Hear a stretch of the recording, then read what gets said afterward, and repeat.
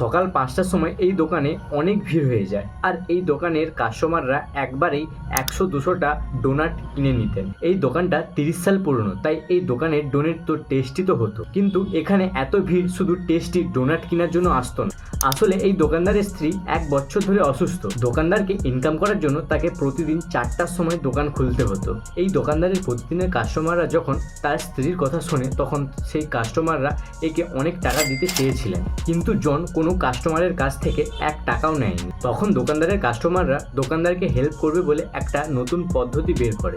সকাল 4টার সময় দোকান খোলার সঙ্গে সঙ্গে কাস্টমাররা দোকানে আসতে শুরু করলো, আর তারা একবারেই অনেক ডোনাট কিনে নিয়ে চলে যেতেন। এই জন্যই জনের সকাল 7টার মধ্যে সব ডোনাট শেষ হয়ে যেত, আর সে দোকান গুছিয়ে 8টার সময় স্ত্রীর দেখাশুনো করতে চলে যেত হসপিটাল। ভগবানের দয়ায় ও কাস্টমারের ভালোবাসায় জনের স্ত্রী খুব তাড়াতাড়ি সুস্থ হয়ে যায়। আবারও আগের মতন জনের স্ত্রী দোকানে আসতে শুরু করলো। I feel grateful. They give me a hug. I'm so happy.